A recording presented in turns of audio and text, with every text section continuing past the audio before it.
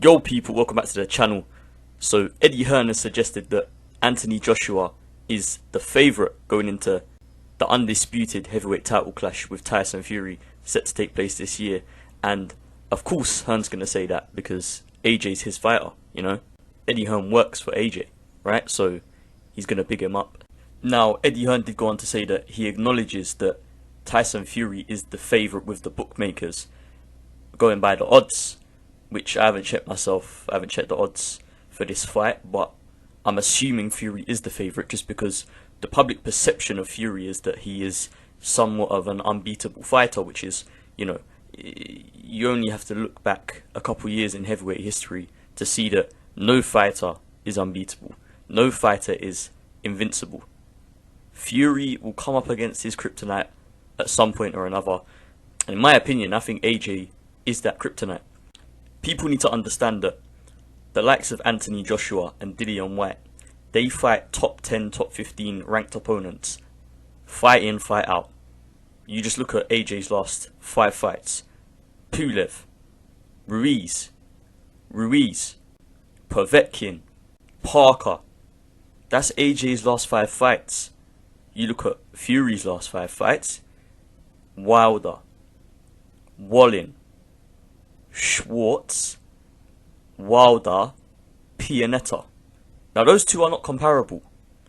Anthony Joshua's last 5 fights, in terms of the quality of the opponent, are in a different stratosphere to Tyson Fury's last 5 opponents.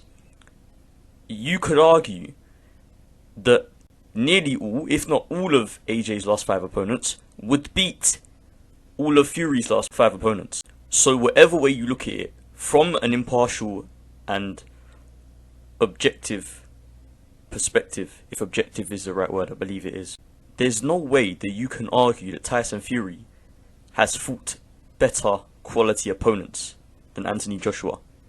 Not fight in, fight out, no way. So in that case, you could look at Anthony Joshua as the favourite in that fight, because Anthony Joshua has proven himself against the best fight in, fight out consistently. There is not that consistency from Fury. You know, in my opinion, you look at Fury's performance against Wallin, getting cut like that. You know, against a fighter like Wallin, Fury shouldn't be getting cut like that. You understand?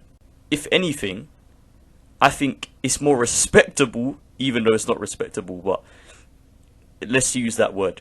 It's more respectable that Anthony Joshua lost to Andy Ruiz, who's actually a quality opponent, who's been a top 10 ranked guy for the last 3 years, to a guy like Otto Wallin cutting Fury and going 12 rounds with him. When Otto Wallin is not really even in... Is he even in the top 25? Is he in your top 25 list of heavyweights? Probably not. So that's where you see the golfing class between the opponents of the two fighters. I know styles make fights and that, yeah. But if Joshua was in there with Wallin, Wallin would have got banged out in 3 rounds. Let's be real. Wallin's a good fighter, but he's not in the same class as the likes of Fury and Joshua. Fury should be banging Wallin out of there like he did with Schwartz.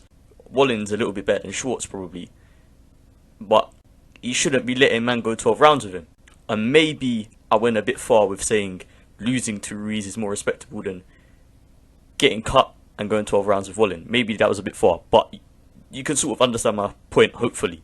But yeah, guys, let me know your perspective, because, you know, I've got my own perspective, which I believe is somewhat based in reality compared to a lot of other people. But I want to know your perspective, because I'm not right about everything, right? So, you know, let me know in the comments below, what's your perspective? Do you agree with me? Maybe you disagree. If you do, let me know why. As well, you've got to look at Joshua's resume in terms of how many champions and former champions has he fought and beat compared to Fury, because that can often, that's a good measure of showing the quality of someone's resume, is the champions they've beat and or former champions, right? So Joshua's beat, I mean, I might miss a few here because he's beat a lot.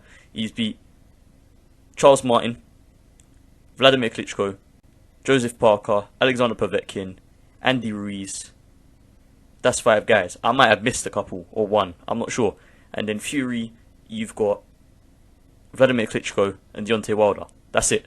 So, you know, that's a big jump. 5 champions versus 2.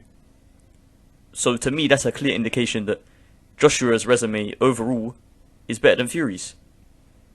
I mean, I actually see something on Anthony Joshua's Snapchat that he posted saying about, I don't count my fights prior to the world title fight.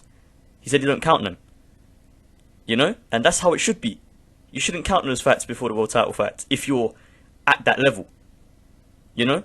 So I think Joshua is, or has proven that he should be the favourite really, because of the quality of his resume compared to Fury. Even with that one loss to Ruiz, which he avenged. So yeah guys, like the video if you did enjoy. Tell me if you agree or disagree in the comments below. And subscribe to the channel if you are new. And click the bell to stay notified whenever I upload a new video.